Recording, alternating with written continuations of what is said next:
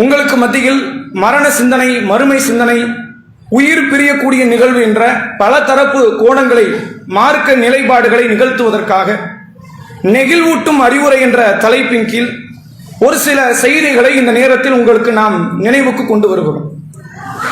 இஸ்லாமிய மார்க்கத்தினுடைய அடிப்படை தாரக மந்திரம் என்னவென்றால், நாம இந்த துன்யாவில் வாழ்வதே இறப்புக்கு பிறகு நிம்மதியாக வாழ்வதற்கு. இதுல யாருக்காவது மாற்றம் இருக்குமா? யாருக்கும் கிடையாது. நான் இந்த துன்யாவில் வாழ்வது நல்லபடியாக மனைவி பிள்ளையோடு வாழ வேண்டும், அல்லது அதிகமான சொத்துக்களை சேர்க்க வேண்டும், ஆரோக்கியமாக வாழ வேண்டும், 1000 ஆண்டுகள் வாழ வேண்டும் என்ற எண்ணத்தில் யாரும் இஸ்லாத்தில் நுழைவதில்லை. அப்படி யாராவது எண்ணத்தில் இருந்தால் இஸ்லாம் அதுக்கு வழி கிடையாது. இஸ்லாம் சிறந்த வழியா இருக்குமா? நீங்க இஸ்லாத்துக்கு வாங்க 1 கோடி ரூபாய் கிடைக்கும் என்று மார்க்கம் சொல்லி இருக்குதா? இஸ்லாத்துக்கு வந்தா 1 கோடி இழந்துருவேன். ஏன்னா நீ ஹஜ் செய்யணும், உன்னுடைய செல்வங்களை அல்லாஹ்வுடைய பாதையில் நீ தியாகம் செய்யணும், உறவினர்களுக்கு கொடுக்கணும், அண்டை வீட்டாருக்கு கொடுக்கணும், தாய் தந்தைக்கு கொடுக்கணும், எல்லாருக்கும் கொடுக்கணும். இருக்கிற காசு குறையுமே தவிர கூடாது. அப்ப இந்த உலக துன்யாவுக்கு, இந்த துன்யாவில் நீங்க நாம் இஸ்லாத்தை ஏற்றுக்கொள்கிறோம் என்றால் பொருளாதாரத்துக்கு அல்ல, ஆயுள் காலத்திற்கு அல்ல, நிம்மதிக்கு அல்ல. நிம்மதிக்கு இஸ்லாம் என்ன சொல்லி இருக்கணும்? நீங்க இஸ்லாத்தை ஏத்துக்கங்க, யாருடைய தீமையை தடுத்துறாதீங்க, அப்படிதான் நிம்மதியா இருக்க முடியும். உண்மை தானே? அடுத்தவன் தீமையை தடுத்தாம நிம்மதியா இருக்க முடியுமா? அடுத்தவனுக்கு நன்மை எவன நம்ம நிம்மதியா இருக்க முடியுமா? மது அருந்துபவர்களை அருந்தாதீர்கள், விபச்சாரம் செய்பவர்களை செய்யாதீர்கள், வட்டி வாங்குபவர்களை வாங்காதீர்கள் என்று சொன்னால் துன்யால நிம்மதியா வாழ முடியுமா? வாழ முடியாது. நீ ஓர் வீட்டை பார்த்து போ, நான் உங்ககிட்ட எதையும் கேட்க மாட்டேன், ஒன்னும் சொல்ல மாட்டேன் என்று இருந்தால் மட்டும்தான் நிம்மதியா இருக்க முடியும். அப்ப இஸ்லாம் சொல்லி தந்த சட்டம் என்ன? நன்மை ஏவுங்கள், தீமையை தடுங்கள். அப்ப நாம இந்த இஸ்லாத்தில் இருப்பது நிம்மதிக்காக கூட கிடையாது. அல்லாஹ் திருக்குர்ஆனில் சொல்கிறான், சூரா சஃப் என்ற 61வது அத்தியாயம்.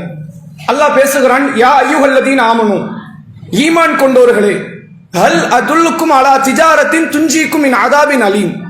துன்புறுத்தக்கூடிய ஒரு வேதனை இருக்குப்பா, அதில் இருந்து காக்கக்கூடிய வியாபாரத்தை உனக்கு நான் சொல்லி தரட்டுமா அப்படின்னு அல்லாஹ் கேட்கிறான். ஒரு பெரிய வேதனை. அந்த வேதனை நீ நினைச்சு பார்த்த மாதிரி வேதனை கிடையாது. ஜெயிலுக்கு போறது, தூக்கு தண்டனை, இப்படியான வேதனை கிடையாது. ஒவ்வொரு நொடி பொழுதும் உன்னுடைய உயிரே போகிற அளவிற்கு கொடூர தண்டனைகள் நடக்கக்கூடிய ஒரு துன்புறுத்தும் வேதனை இருக்கிறது. அதுல இருந்து உன்னை காப்பாற்றக்கூடிய ஒரு பிசினஸ் நான் உனக்கு சொல்லி தரட்டுமா அப்படின்னு யாரு கேட்கிறா? அல்லாஹ் ரப்புல் ஆலமீன் கேட்கிறான்.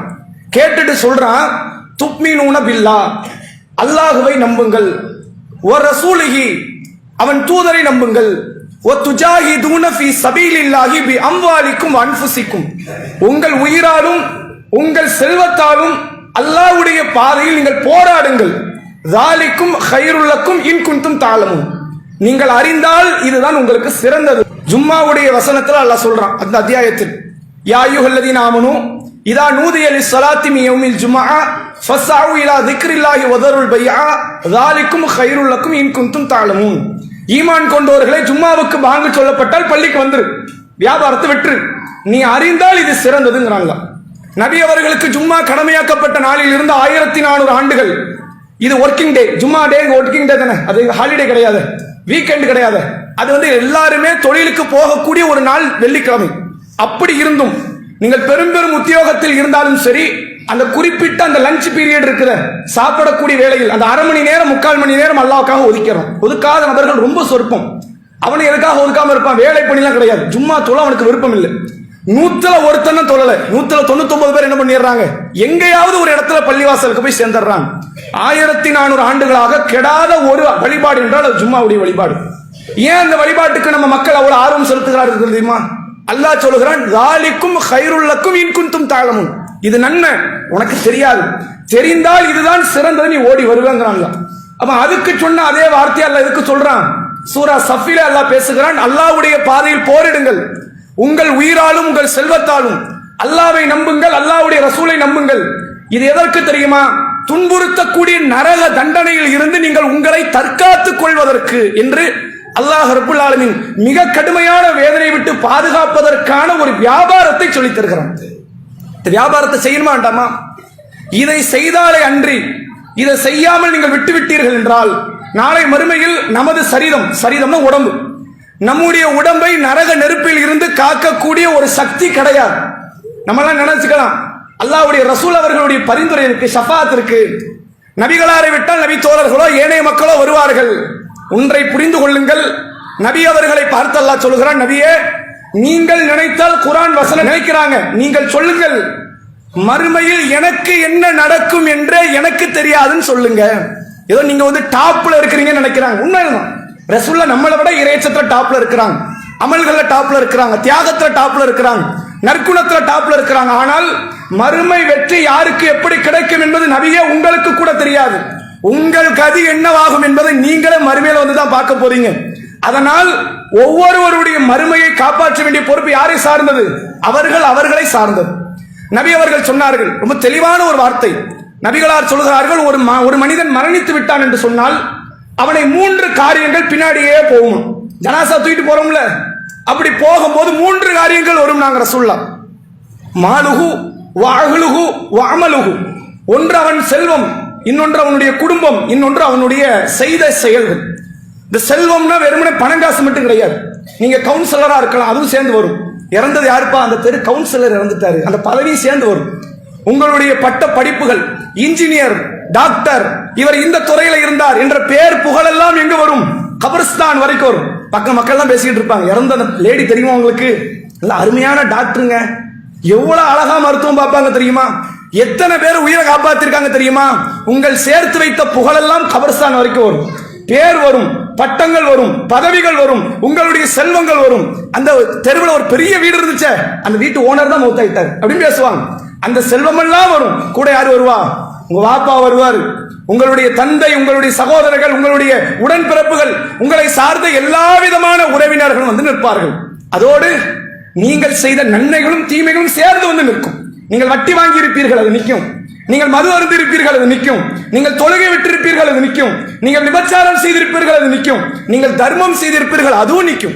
நீங்கள் என்னவெல்லாம் நன்மைகள் செய்தீர்களோ, தாய் தந்தைக்கு பணிவிடை செய்திருப்பீர்கள், மனைவிக்கான உடைமைகளை செய்திருப்பீர்கள், கணவனுக்கு கட்டுப்பட்டு இருப்பீர்கள், பிள்ளைக்கு நற்போதனைகளை செய்திருப்பீர்கள், இதுவெல்லாம் சேர்ந்து கபரில் வந்து நிற்கும்.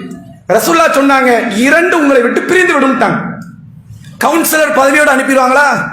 கவுன்சிலர் அவருக்கு தாமா, அந்த நபர் இறந்துட்டார், அப்துல்லான்னு ஒருத்தர் இருந்தார் நம்ம ஏரியா கவுன்சிலர், அவர் இறந்துட்டார். இறந்தா என்ன, அவருக்கு 5 வருஷம் கழிச்சு மறுபடியும் ஓட்டு போடுவானா? நடக்காது. கவுன்சிலர் பதவி பறிக்கப்பட்டுரும், டாக்டர் பதவி பறிக்கப்பட்டுரும், வக்கீல் துறை பதவி பறிக்கப்பட்டுரும், உங்களுடைய பேர் புகழ் பறிக்கப்பட்டுரும், உங்களை பற்றிய நல்ல பல கருத்துக்கள்லாம் மறைக்கப்பட்டுரும். இப்படி ஒரு கேரக்டர் இந்த துன்யால இருந்ததே மறந்துடுவாங்க. நாம நம்ம பாட்டனார ஞாபகம் வச்சிருக்கிறோமா? தந்தையுடைய தந்தை ஞாபகம் வச்சிருக்கிறோமா? சுஜூத ஞாபகம் வராரா? தொழுகையில ஞாபகம் வராரா? ஏனைய இடத்துல கையேற்றும் போது ஞாபகம் வராரா? நமக்கு நம்ம பாட்டனார் ஞாபகம் வரல, நம்மள நம்ம புள்ள நினைச்சுக்கிட்டு இருப்பான்னு நினைக்கிறீங்களா? உங்க பேரம்பேத்தி நினைப்பார்களா? நீங்கள் இறந்த பிறகு உங்களை 100 ஆண்டுகள் 1000 ஆண்டுகள் நினைத்து கொண்டாடுவார்கள் என்று நினைக்கிறீங்களா? உங்கள் பேர் புகழ் மறைக்கப்படும், செல்வங்கள் மறைக்கப்படும். வந்த உறவினர் 10 நிமிஷம் நிக்கிறதுக்கு பயப்படுவான். வீட்டுல 1008 வேலை இருக்கு. இப்ப அடுத்த பிரச்சனை என்ன?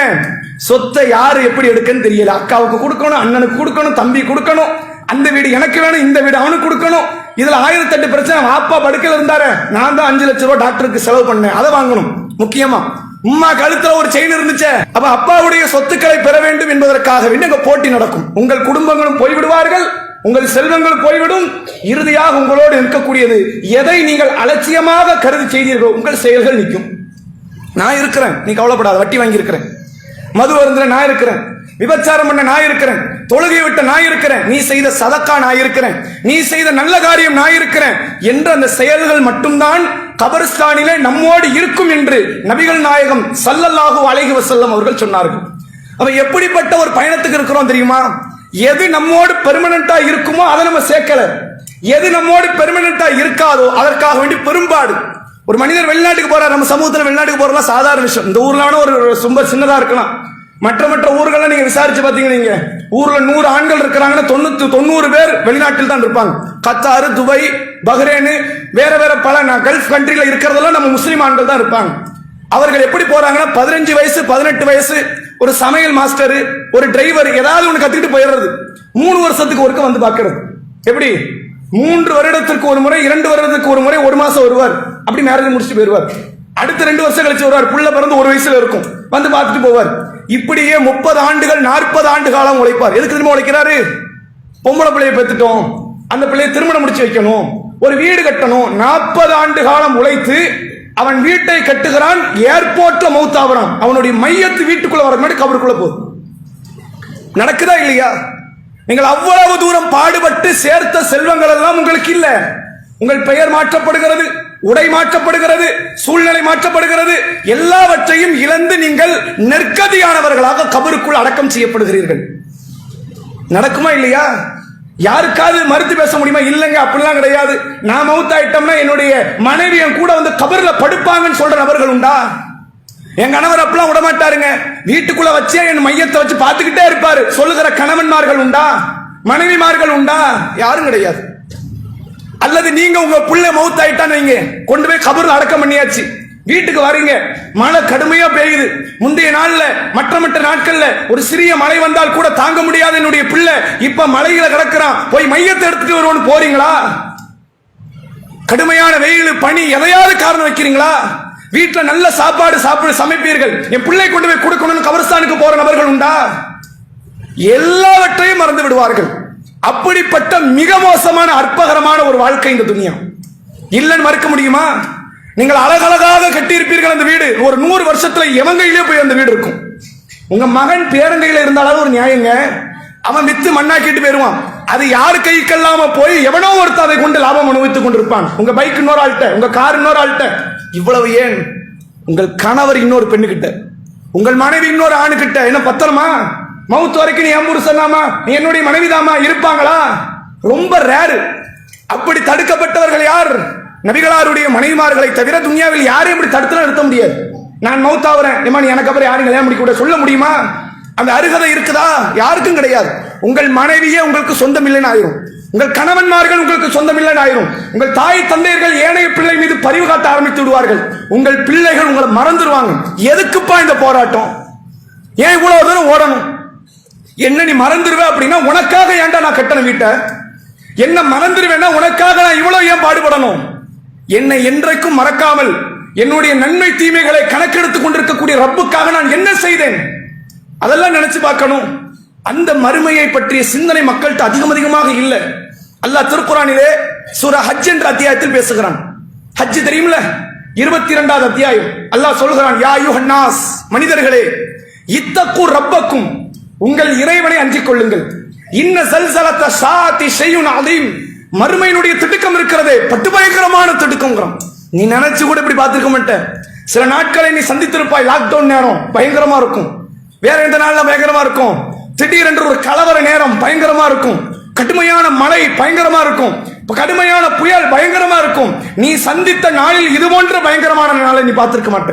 இந்த துன்யா படைக்கப்பட்ட நாள்ல இருந்து அழிக்கப்படுகிற நாள் வரை இதற்கு மிஞ்சிய கொடூரமான நாள் கிடையாது. இதுக்கு அப்புறம் அப்படி ஒரு நாள் வராது. அந்த நாளை பற்றி அல்லாஹ் திருக்குர்ஆனிலே சொல்கிறான், யௌம தரவுனஹா ததுஹலு குல்லு முர்தியாத்தின் அம்மா அர்தாத் வ தரவு ذات حمل حملها وترى الناس سكارى وما هم بسكارى ولكن عذاب الله شديد. அல்லாஹ் சொல்கிறான், நபியே, அந்த மறுமை எப்படி இருக்கும் தெரியுமா? அந்த நாளில் பால் ஊட்டக்கூடிய தாய்மார்கள் தான் பால் ஊட்டக்கூடிய பிள்ளையை மறந்து விடுவாள். எந்த அம்மாவது அப்படி மறப்பாளாங்க? 10 வயசு பிள்ளையை மறக்க மாட்டாள், 20 வயதில் இருக்கக்கூடியவனை மறக்க மாட்டாள், 40 வயதை அடைந்தவன் கூட சாப்பிட்டானு கேட்கிறவ தாய்.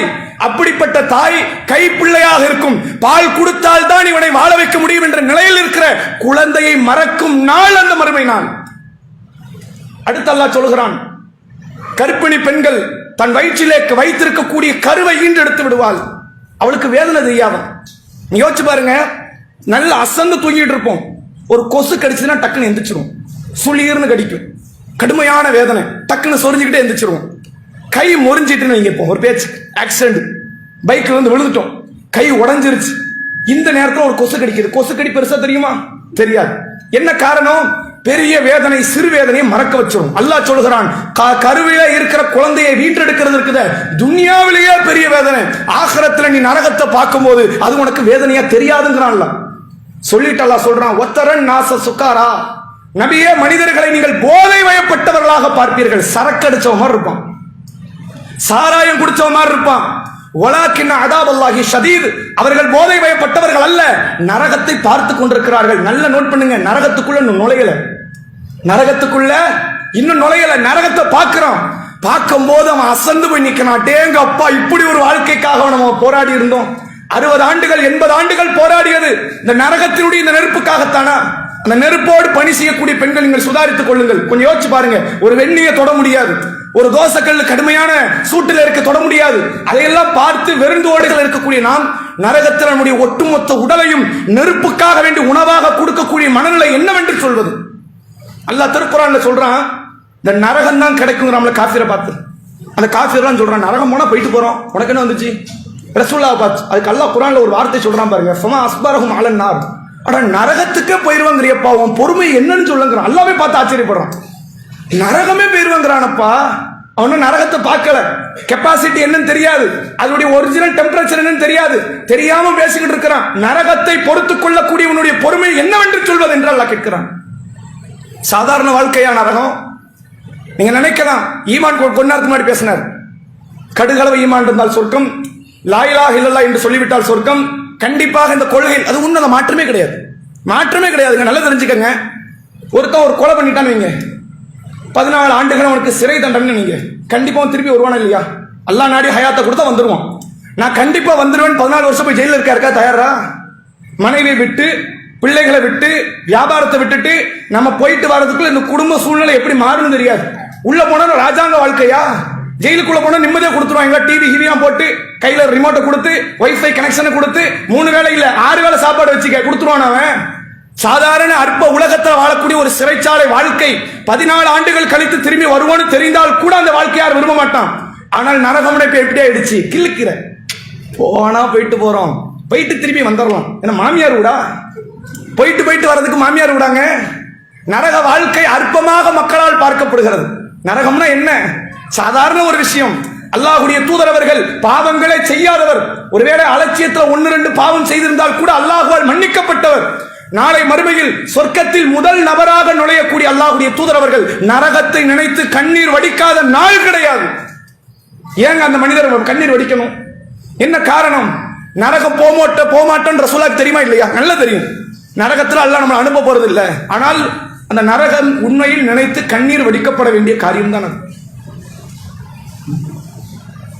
அல்லாஹ் ரப்புல் ஆலமீன் திருமறை குர்ஆனிலே மறுமையை பற்றி அல்லாஹ் சொல்கிறான், வத்தகு யௌமன், மக்களே ஒரு நாளை நீங்கள் பயந்து கொள்ளுங்கள். எந்த நாள்? நீ கலெக்டரை சந்திக்கிற நாள் கிடையாது, அது கவுன்சிலரை சந்திக்கிற நாள் கிடையாது, எம்எல்ஏவோ எம்பியோ சிஎம்ஓ பிஎம்ஏ சந்திக்கிற நாள் கிடையாது, உலகத்தில் மிக கொடியவனாக பார்க்கப்படுவோனை சந்திக்கிற நாள் கிடையாது, உன் மரண நாள் கூட அது கிடையாது. எந்த நாள் தெரியுமா? துர்ஜஊன ஃபீஹி இலல்லாஹ், எந்த நாளில் உன்னை படைத்த இறைவனிடத்தில் நீ ஒன்று திரட்டப்படுவாயோ அந்த நாளை பயந்து கொள். அல்லவா ரஹ்மான பார்த்திருக்கோம்ல, உலகத்துல 800 கோடி பேருங்க, 800 கோடி பேர்ல ஒரு 1 கோடி பேர் கண்ணு கிடையாது. அந்த 1 கோடி பேர்ல நாம கிடையாது. உண்மைதானே? 800 கோடி பேர்ல ஒரு 2 கோடி பேருக்கு பிள்ளை கிடையாது. அந்த 2 கோடியில நாம கிடையாது. 800 கோடியில ஒரு 2 கோடி பேருக்கு ஊனம் கால் கிடையாது. அந்த 2 கோடியில யாரு கிடையாது? நாம கிடையாது. அல்லாஹ் ரஹ்மானா இல்லையா? ரஹ்மான். ஆனா அல்லாஹ்வுக்கு இன்னொரு ஃபேஸ் இருக்கு.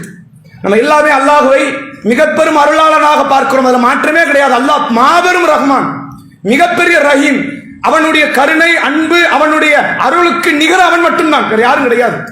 ஆனால் அல்லாஹ்வுடைய அருளை மட்டுமே கவனம் செலுத்தி இந்த முஸ்லிம் சமூகம் அல்லாஹ்வுடைய வேதனை அல்லாஹ்வுடைய கோபத்தை பற்றி கவனிக்க தவறிவிட்டது.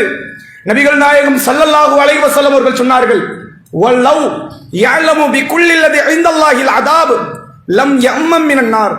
மக்களே, இந்த ஈமான் கொண்டவர் இருக்கிறானே, இவர்கள் அல்லாஹ்வுடைய வேதனையை பற்றி நன்கு தெரிந்து கொண்டால் அவன் மனநிலை என்ன ஆயிரும் தெரியுமா? எனக்கு சொர்க்கமே வேண்டான்ட்டு வந்துருவான், நரகத்தை விட்டு தப்பிச்சா போதுன்றான். நம்ம எல்லாரும் என்ன நினைச்சுக்கிட்டு இருக்கிறோம்? வழிபாட்டில் சரி கிடையாது, அமல்கள்ல சரி கிடையாது. இந்த ஊர்களோட நிலைமை என்ன? உனக்கு பதிலா நான் தொழுகிறேன், எனக்கு பதிலா நீ தொழு. அந்த மென்டாலிட்டி அப்படி ஒரு பாடம் புகட்டப்பட்டிருக்குது. வழிபாடுகள் இல்லை, பாவங்கள் அதிகம், நற்குணம் இல்லை. அந்த நிலைமை என்ன தெரியுமா? ஜன்னத்து ஃபிர்தௌஸ்ல நமக்கு ஒரு சீட்டு கிடைச்சிருச்சு. இப்படி ஒரு மிதப்பு, இது ஒரு வகையான இருமாப்பு. நமக்கு தான் சீட்டு, நம்ம தான் போக போறோம். இந்த மனநிலையை அல்லாஹ்வுடைய தூதர் அவர்கள் உடைக்கிறாங்க. அப்படி கிடையாது. நீ நினைச்சுக்கிட்டு இருக்கிற மறுமை நாளுக்கு முன்னால் உங்களுடைய ரிசல்ட் மாற்றப்படும். நம்ம நினைக்கிற மாதிரியாக அல்லாஹ்விடத்தில் ரிசல்ட் எழுதப்படாது. கண்டிப்பா சொர்க்கம் தான், நான் சொர்க்கம் போகத்தான் போறேன், நான் சொர்க்கம் போகத்தான் போகிறேன் என்று இருந்தால் ஷஹீதாக்கப்படுவார்கள் என்று அல்லாஹ்வுடைய தூதரால் முன்னறிவிப்பு செய்யப்பட்ட உமர் ரலியல்லாஹு அவர்கள் மரண தருவாயில் ஏன் பயப்படணும்? ரசூலுல்லாஹ்வுடைய வார்த்தையில அவங்க நம்பிக்கை இல்லையா? உளப்பூர்வமா நம்பினாங்க. தான் ஷஹீத் என்று நம்பினார்கள். ஷஹீதுகளுக்கு எந்த பாவம் கிடையாது, எல்லா நன்மையும் வழங்கப்படுகிறது. சொர்க்கத்தில் தனக்குரிய இருப்பிடத்தை நபி அவர்கள் பார்த்து உறுதி செய்தார்கள். உமரே, சொர்க்கத்தில் உங்கள் மாளிகை பார்த்தேன். அப்படிப்பட்ட உமர் மரண நேரத்தில் கூட தன்னுடைய மறுமை வாழ்க்கையை நினைத்து பயந்தார்கள் என்றால் உண்மையில் பயப்பட தகுதி வாய்ந்த நாள் அந்த மறுமை நாள். ஏன் இந்த சிந்தனை இல்ல? அதுல குறிப்பா பெண் சமூகத்தை பற்றி நல்லா தெரிஞ்சுக்கங்க. நபி அவர்கள் ஒரு நாள் பெருநாள் தொழுகையில் நிக்கிறாங்க மக்கள் முன்னாடி. பெண்களை பார்த்து சொல்றாங்க, பெண்களே, இத்தலாத்து ஃபில் ஜன்னா, நான் சொர்க்கத்தை எட்டி பார்த்தேன். ஃபராயித்து அக்ஸர அஹ்லில் ஃபுகரா, அதில் அதிகமான ஏழைகள் இருந்தார்கள். நீங்கள் எந்த வாழ்க்கையை புறக்கணிக்கிறீங்களோ அந்த வாழ்க்கையை வாழ்ந்தவன் தான் சொர்க்கத்தில் நிறைய. மைக்ரோவன் இல்லாத வீடு வேண்டாம், ரெண்டு ரூம் இருக்கணும், அதுக்கு அட்டாச்சு பாத்ரூம் இருக்கணும். 1 லட்சம் சம்பாதிக்காதவன எனக்கு திருமணம் பண்ண விருப்பம் இல்லை, இப்படித்தான் என் மாப்பிள்ளை இருக்கணும், இப்படித்தான் வாழ வேண்டும், இப்படித்தான் இருக்க வேண்டும் என்று பொருளாதாரத்துக்கு நீங்க ஒரு படித்தரம் வைத்திருக்கிறீர்களே. அல்லாஹ்வுடைய தூதர் அவர்கள் சொன்னார்கள், வாழ வழி இல்லாமல், சாப்பிட வழி இல்லாமல், உடுத்த வழி இல்லாமல் வாழ்ந்து மரணிக்க கூடியவன் தான் நாளை மறுமையில் சொர்க்கத்தை அலங்கரிக்க இருக்கிறான்.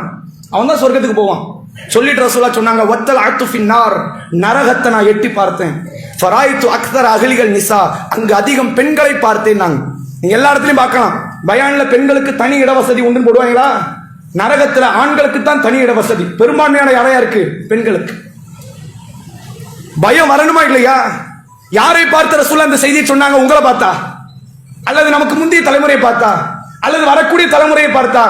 நபிகளார் முன்னால் இஸ்லாத்தை ஏற்றுக்கொண்டு அல்லாஹ்வுக்காக உயிர் தியாகம் செய்ய தயார் என்ற சஹாபிய பெண்மணிகளை பார்த்து சொன்னார்கள், உங்களை நரகத்துல பார்த்தேன்.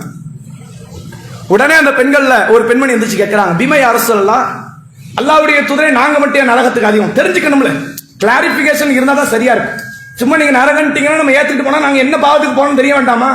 தெரிஞ்சாதானே எங்களை மாற்ற முடியும். நாங்கள் ஏன் நரகத்தில் அதிகம்? நாங்கள் ரசூலுல்லாஹ் சொன்னாங்க, நீங்கள் கணவன்மார்களுக்கு மாறு செய்கிறீர்கள், நன்றி கட்ட ஜென்மம் நீங்கள். நாங்கள் ரசூலுல்லாஹ், நன்றி கட்ட ஜென்மம். ஏன் நன்றி கட்ட ஜென்மம்? 18 வயது 20 வயது வரை திருமணம் முடிக்காம இருந்தீங்களா வீட்டுல? வாப்பாவுடைய அப்பாவுடைய பொருளாதாரத்தில் வாழ்ந்து, தன் சகோதரனுடைய பொருளாதாரத்தில் வாழ்ந்து கொண்டிருந்த நீங்கள் ஒரு 20 வயசுக்கு அப்புறம் உங்களுக்கு ஒரு மாப்பிள்ளை வருவார். ஆள் பார்க்க கொஞ்சம் கலந்த ஒரு மாதிரி இருப்பார். என்ன காரணம்? அப்படிப்பட்ட ஆட்களை தேர்வு செய்வாங்க, திருமணத்தை முடிச்சிருவாங்க, கையெழுத்தை போட்டு மகர பேசி கல்யாணம் முடிஞ்சிருச்சு. 18 வயது 20 வயது வரை அப்பாவோடு தந்தையோடு இருக்கும் பொழுது நீங்கள் எதிர்பார்க்காத செல்வத்தையும் யார்கிட்ட கேட்பீங்க? கணவன்கிட்ட கேட்பீங்க. அதற்காக நெருக்கடி தருவீங்க. அவர் என்ன பண்ணுவாரு? திருமணத்துக்கு முன்னாடி ஆண்களுடைய வாழ்க்கை எப்படி இருக்கும் தெரியுமா? ராஜாவா இருந்திருமா. என்ன காரணம்? ஒரு கடையில போய் வேலை பார்க்கறது, ஒரு பிசினஸ் வைக்கிறது, செட் ஆகலாம் தூக்கி போட்டு வந்துடுறது. நீ சொல்லி நான் என்ன இருக்கேன், நான் இப்படிதான் நடப்பேன்னு வந்துடும். அந்த கெத்து இருக்குல்ல, அது ஆண்கள்கிட்ட இயல்பாவே உண்டு. திருமணத்துக்கு அப்புறம் அந்த கெத்தை காட்ட முடியாது. ஏன்? வீட்டுக்கு பணத்தோடு அரிசியோடு பருப்போடு போகலன்னா சண்டை, பிரச்சனை வெடிக்கும். அதனால் தன்னுடைய சுய மரியாதையை இழந்து, தனக்கான சுய கௌரவத்தை இழந்து அந்த வேலையில் தற்காத்துக் கொள்வதற்காக, தக்க வைத்துக் கொள்வதற்காக வாழ்ந்து கொண்டிருப்பார். நீங்க யோசிச்சு பாருங்க, உங்கள் தந்தை உங்களுக்கு பொருளாதாரம் தருகிறார்கள் என்றால் அவர் உங்களை பெற்றவர், கொடுக்கிறார். உங்க புள்ள உங்களுக்கு பொருளாதாரத்தை கொடுக்கிறான்னு வைங்க, நீங்க பெத்தது, அதனால அவங்க கொடுக்கறான். இவர் ஏன் உங்களுக்கு கொடுக்கணும்? எழுதி வச்சிருக்குதா? பத்திரம் போட்டிருக்குதா? இவரே உங்களுக்கு பொருளாதாரத்தை தரணும். என்ன காரணம்? நீங்கள் கட்டுப்படுவீர்கள் என்பதற்கு கொடுக்கிறார், நீங்கள் பணிவிடை செய்வீர்கள் என்று கொடுக்கிறார், நீங்கள் நன்றியோடு நடப்பீர்கள் என்று கொடுக்கிறார். நீங்கள் நடக்கவில்லை என்றால் இது மாபெரும் துரோகமா இல்லையா? துரோகம் தானங்க. ஒரு கடையில போய் நான் வேலை பார்க்கிறேன், மாதம் இவ்வளவு ரூபாய் சம்பளம், 1ஆம் தேதி ஆனோட சம்பளத்தை எடுத்து வைக்கணுமா இல்லையா? வைக்கலன்னா 1 மாத காலம் நான் செஞ்ச உழைப்பு வேஸ்ட் ஆயிடுச்சா? அந்த சம்பளம் தராம ஏமாற்றினால் துரோகமா இல்லையா? நபி அவர்கள் சொன்னார்கள், நாளை மறுமை நாளில் உழைப்பவனுடைய ஊதியத்தை சரியாக தராத முதலாளிகளுக்கு எதிராக அல்லாஹ் வழக்காடுவான் என்றார்கள். ஏன்? துரோகம் அது. அல்லாஹ் கிட்ட பெண் ஆண் என்ற வேறுபாடே கிடையாது மறுமை சார்ந்த விஷயத்துல. துன்யால தண்டனையே பாருங்களேன். ஆண்கள் திருடுனா கையை வெட்டணும், பெண்கள் திருடுனா நகத்தையே வெட்டணும். எதை வெட்டணும்? கையை தான் வெட்டணும். ஆண்கள் விபச்சாரம் செய்தால் கசையடி, பெண்கள் விபச்சாரம் செஞ்சா கட்டையடியா? கசையடி தான். ஆண்கள் விபச்சாரம் செய்தால் கொன்று விட வேண்டும், திருமணம் முடித்த ஆண்கள். பெண்கள் விபச்சாரம் செய்தால் கொலை செய்து விட வேண்டும். எல்லா தண்டனையும் பாருங்க, ரப்பு கிட்ட தண்டனையாக இருக்கலாம், நன்மையாக இருக்கலாம். அது அனைத்துமே ஆண் பெண் என்ற வேறுபாடு பார்க்கவே மாட்டோம். பெண்களாக இருக்கக்கூடியவர்கள் அதிக கவனத்தோடு இருந்து கொள்ளுங்கள். உங்கள் கணவன்மார்கள், உங்கள் கணவன்மார்களுடைய குடும்பத்தாரிடத்தில் ஏன் நபி அவர்கள்ட்ட ஒரு பெண்மணி வந்து சொல்றாங்க, அல்லாஹ்வுடைய தூதரே, என் கணவர்கிட்ட இது பிரச்சனை, இது பிரச்சனை, 1008 பிரச்சனையை போட்டு சொல்லுது. ரசூலுல்லாஹ் சொன்னாங்க, இன்னமா ஹுவ ஜன்னத்துக்கி அவ் நாருக்கி, அவன் தான் உனக்கு சொர்க்கம் அல்லது நரகம். நீ எப்படி இருக்கணுமோ இருந்துக்க. நீ எப்படி நடந்துக்கிறியோ அதுக்கேற்ற மாதிரி அவன் சொர்க்கமா இருந்துக்கலாம். நீ எப்படி நடந்துக்கிறியோ அதுக்கேற்ற மாதிரி அவன் நரகமாகவும் அவன் மாறிவிடலாம். என்ன காரணம்? இது அல்லாஹ் கிட்ட உனக்கு ரிசல்ட்டை சொல்லி தரக்கூடிய இடத்துல இருக்கிறான். அதே நேரம் ரசூலுல்லாஹ் ஆண்களுக்கான அறிவுரை நிறைய சொன்னாங்க. நபி அவர்கள் சொல்கிறார்கள் பாருங்க, இன்னைக்கு இருக்கிற ஆண்கள்ட்ட இருக்கிற மிகப்பெரிய பிரச்சனை என்ன தெரியுமா? மனைவிமார்களுக்கு நேரம் ஒதுக்க மாட்டாங்க, பிள்ளைகளுக்கு நேரம் ஒதுக்க மாட்டாங்க, இந்த போனுக்கு நேரம் ஒதுக்கிறது. ஒரு நாள் 24 மணி நேரம் இருக்குது அப்படின்னா 23 மணி நேரம் போனுக்கு, அப்புறம் அரை மணி நேரம் சார்ஜுக்கு. அதெல்லாம் கரெக்டா இருக்கும். சார்ஜ் போடலைன்னா என்ன செய்ய முடியும்? அதுக்கு ஸ்பீட் சார்ஜர் வாங்கி வச்சுக்கிட்டு டர்போ சார்ஜ் ரேபிட்லி அப்படி போட்டு அப்படி போனையே கட்டிக்கலாமே அங்கிறது பதிலாக வரும். அசரவே கூடாது, அப்படியே தான் இருக்கிறது, கல்லு மாதிரி இருக்கிறது. மனைவியோடு நேரம் ஒதுக்குவது கிடையாது, மனைவியிடத்தில் சிரித்து பேசுவது கிடையாது. பெருமானார் ஸல்லல்லாஹு அலைஹி வஸல்லம் அவர்கள் எவ்வளவு பெரிய நபர் தெரியுமா? ஒரு நாட்டை கட்டி காப்பாற்றிய ஆட்சியாளர். இன்னைக்கு ஒருத்தன் ஆண்டு கொண்டிருக்கிறான்.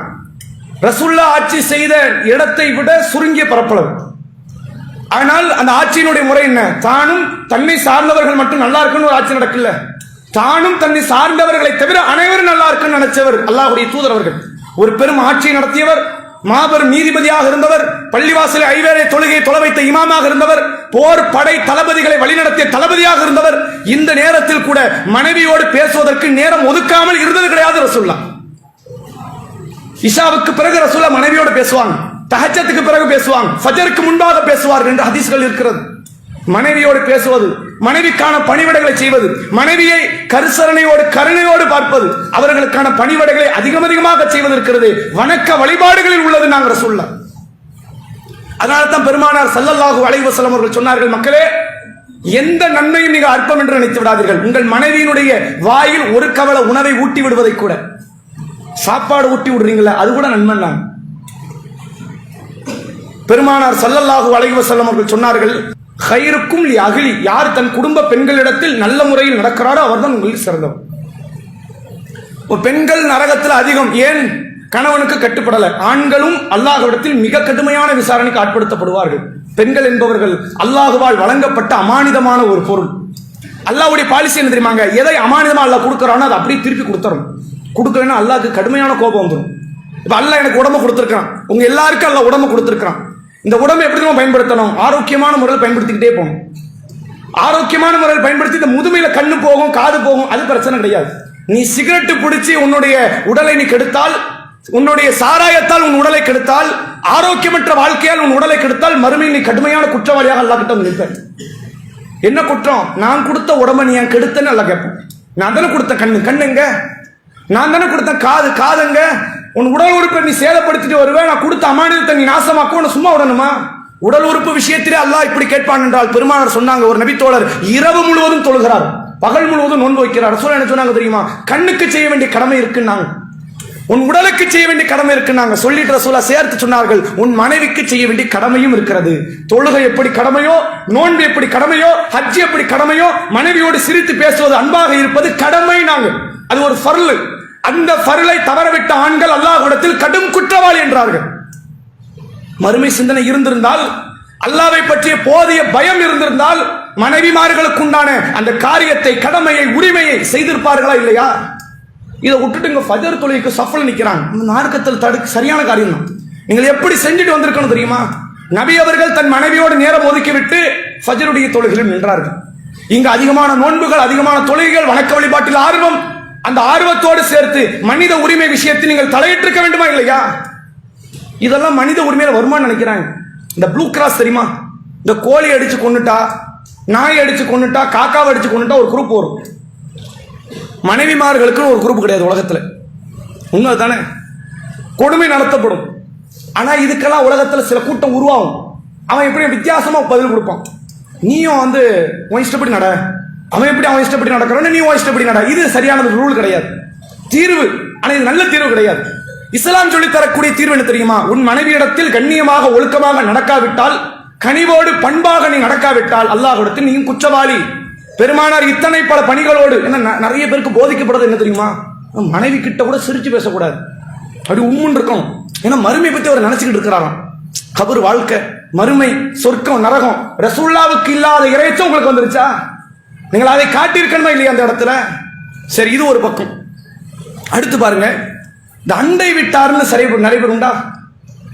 ரசூல்லா வந்து என்ன, அந்த முஹல்லாவில் வாழக்கூடிய அந்த வாழ்க்கைக்கு நிறைய இடத்துல ஆர்வம் ஊட்டி இருக்கிறாங்க. தனித்து வாழ்வது இஸ்லாத்துல நல்ல காரியம் கிடையாது.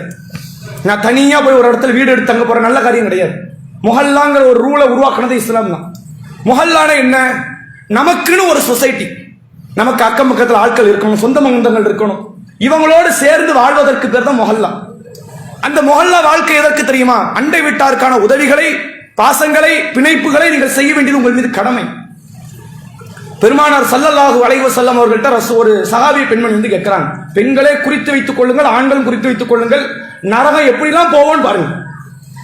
ரசூல்லா கிட்ட வந்து ஒரு பெண்மணி கேட்கிறாங்க, அல்லாஹ்வுடைய தூதரே, ஒரு பெண் அதிகம் தொழுகிறாள், அதிகம் நோன்பு வைக்கிறாள், அதிகம் தர்மம் செய்கிறாள். அதிகம் தொழுவதுன்னு என்ன அர்த்தம்? ஃபர்ல மட்டும் தொழுதா யாரும் அதிகம் தொழுகிறான்னு சொல்லுவாங்களா? 5 வேளை ஒருத்தர் தொழுவாரு, நிறைய தொழுவாரு. என்ன நிறைய தொழுவாரு? கரெக்டாக தான் தொழுகிறாரு. நிறைய தொழுகிறாருன்னு அர்த்தம் ஃபர்லுக்கு மேல தொழுவாரு. சுன்னத்து, நஃபீலு, லுஹா, தஹஜ்ஜத், அது மாதிரி வித்ர், இதெல்லாம் தொழுதா அதிகம் தொழுவது. அதிக நோன்புன்னு என்ன? ரமலானை தவிர கூடுதலான நாட்களையும் தொழுவது, நோன்பு வைப்பது. அதிக தர்மம்னு என்ன? ஜக்காத்தை தாண்டி கூடுதலாக செய்வது. இப்படி ஒரு பெண் செய்து கொண்டிருந்தால், அண்டை வீட்டுக்கார பெண்ணுக்கு நோவினை தந்தால், ரசூல்லாட்ட வந்து கேட்கிறாங்க, இந்த பெண் எங்கே இருப்பாள்? ரசூல்லா சொன்னாங்க, அவன் நரகவாசின்ட்டாங்க. மனுஷனை கவனிக்காம படைத்தவனுக்கு நன்றி செலுத்தினால் இது நன்றியாக அல்ல பார்க்கவே மாட்டான், நரகவாசி. அதே நேரத்தில் ஒரு பெண் இருக்கிறாள், அவள் குறைவாக தொழுவாள். பர்லிலேயே பிரச்சனை அர்த்தம். ஒரு நாள் ஃபஜர் அவுட் ஆகும், ஒரு நாள் லுஹர் அவுட் ஆகும், ஒரு நாள் 4 அவுட் ஆகும், ஒரு நாள் 5 அவுட் ஆகும். கொஞ்சம் தொழுவது மார்க். அதனால இது ஆர்வமுற்றும் சொல்லக்கூடாது, தவறான ஒரு காரியம். இது கூட நம்ம நரகத்தை தள்ளிடும். கரெக்டா 5 வேளை நம்ம தெளிவா இருக்கணும். ஆனால் அந்த பெண் குறைவாக தொழுகிறாள், குறைவாக நோன்பு வைக்கிறாள், குறைவாக தர்மம் செய்கிறாள். அண்டை வீட்டுக்கார பெண்ணோடு கண்ணியமாக நடக்கிறாள், நேசமா. நம்ம என்ன செஞ்சாலும் அவங்க கொடுப்போம். அவங்க ஏதாவது கொடுக்குறாங்களா, கருணையோடு வாங்கிக் கொள்வோம், நல்ல எண்ணத்தோடு வாங்கிக் கொள்வோம். அவங்களுக்கு ஒரு பிரச்சனை, நம்ம போய் நிற்போம், அவங்களுடைய நல்லதுல நம்ம போய் கலந்து கொள்வோம். எல்லா விஷயத்திலும் அண்டை வீட்டுக்கார பெண்ணோடு, அண்டை வீட்டுக்கார நபர்களோடு நல்ல முறையில் பழகக்கூடிய ஒரு சாலிகான பெண், சாலிகான ஆண். ரசூல்லா கிட்ட கேட்கிறாங்க, இவள் அப்படி நடக்கிறாள், ஆனா தொழுகையில நோம்புல பிரச்சனை, இவ எங்க இருப்பா? ரசூல்லா சொன்னாங்க, இவள் சொர்க்கவாசின்னாங்க. அவ சொர்க்கம் கூட்டு போற அமல்ல முக்கியமான அமல் இது. வழிபாடுகள் முக்கியம், அதோடு சேர்த்து மனிதாபிமான காரியம் முக்கியம். இதுல எத்தனை பேர் கவனம் செலுத்தி இருக்கும்? இதுல யாராவது அதிகமான ஆர்வம் செலுத்திய மக்கள் உண்டா? நீங்க யோசிச்சு பாருங்க. நம்ம மக்கள் முழுக்க முழுக்க நம்முடைய செயல்பாடுகள், செயல் திட்டங்கள் எப்படி இருக்குன்னா, ஆணாக இருந்தாலும் சரி, பெண்ணாக இருந்தாலும் சரி, தொழுது விட்டால் போதும்னு நினைக்கிறாங்க. தொழுகை ஒரு பார்ட் ஆஃப் லைஃப், ஒரு வாழ்வினுடைய ஒரு பகுதி தான். தொழுகையை கொண்டு சொர்க்கம் நுழைய முடியும் என்றால் நீங்கள் குர்ஆன் ஹதீஸை நிறைய பார்க்கலாம். தொழாமல் சொர்க்கம் போனவங்களும் உண்டு. நாம இது எதுவுமே தொழுகையை மட்டப்படுத்த பேசல. தொழுது தொழாமல் நரகமான ஆட்களும் உண்டு, குர்ஆன்ல நீங்க பார்க்கலாம், ஹதீஸ்ல பார்க்கலாம். ஆனால் மனிதாபிமான காரியத்தில் ஏன் நாம் குறைவோடு இருக்கிறோம்? சிந்தித்து பாருங்க. நம்ம ஆரம்ப கட்ட காலத்தில் இந்த பள்ளிவாசலை உருவாக்கி உள்ள வந்த நேரத்தில் அதிகமாக நம்மகிட்ட பேணுதல் இருந்தது, நற்குணம் இருந்தது. யாரை பற்றியும் புறமேச மாட்டோம், யாருக்கு எதிராகவும் வீண் விதண்டாவாதங்களை சொல்ல மாட்டோம், தவறான கருத்துக்கள், தவறான பேச்சுக்கள் இருக்காது. கண்ணியமான முறையில் நடந்து கொண்டிருந்த நாம் இன்னைக்கு அந்த கண்ணியத்தை இழக்கிறோம்னா என்ன அர்த்தம் தெரியுமா? வெறும் பேரளவில் நம்மகிட்ட கொள்கை இருக்கிறத தவிர அமல்படுத்தக்கூடிய அளவில் அந்த கொள்கை இல்லை. கொள்கை என்ன? அல்லாஹ் ஒருவன் மட்டும் சொல்லிட்டு கொள்கை இருக்கும். நீ யோசிச்சு பாருங்க, ரசூல்லா அப்படி மட்டும் சொல்லியிருக்கணுமா இல்லையா? ரசூலுல்லாஹ்வுடைய 40 வயது வரை அந்த மக்கள் சொன்ன வார்த்தை அமீன், சித்திக். இவர் உண்மையாளர், நேர்மையாளர் என்றார்கள். அந்த பட்டத்தோடு நபி அவர்கள் இஸ்லாத்திற்குள் வந்தார்கள். அந்த பட்டம் இன்னும் அதிகரித்ததை தவிர குறையவில்லை. எதிரிகளால் குறைக்கப்பட்டது. மற்ற மக்களால், மற்ற தரப்பு மக்களால் இன்னும் ரசூலுல்லாஹ்வை அதிகமாக உண்மையாளர் என்று சொன்னார்கள், சித்திக் என்று சொன்னார்கள். ரசூலுல்லாஹ்வுடைய நற்குணம் அந்த மக்களை எல்லாம் உள்ள கவர்ந்து இழுத்தது. திருக்குர்ஆனில் அல்லாஹ் சொல்கிறான், நபியினுடைய எத்தனையோ பல நற்குணத்தை புகழலாம்ல, நபியினுடைய எத்தனையோ வழிபாட்டை புகழ்ந்திருக்கலாம்ல. ஆனா அல்லாஹ் எதை புகழ்கிறான் தெரியுமா? ஃபபிமா ரஹ்மத்தின் மினல்லாஹி லின்தலகும் வலவ் ஃபல்லன் கலீலல் கல்ப் லன்ஃபது மின் ஹவுலிக. நபியே, அல்லாஹ்வுடைய கருணையால் தான் நீங்கள் மக்களிடத்தில் நளினமாக நடக்கிறீர்கள். ஒருவேளை நீங்கள் கடின உள்ளம் கொண்டவராக, முரட்டுத்தன்மை உடையவராக நீங்கள் இருந்திருந்தால் இந்த தோழர்கள் என்றைக்கோ உங்களை விட்டு ஓடி இருப்பாங்க. உங்களையே சுத்தி சுத்தி வராங்க. என்ன அர்த்தம்? உங்களிடத்தில் வருவதற்கு என்ன காரணம்? உங்ககிட்ட பவர் இருக்குதா? அந்த பவரை வச்சு இது பண்ணிடலாம்? ஒண்ணு கிடையாது.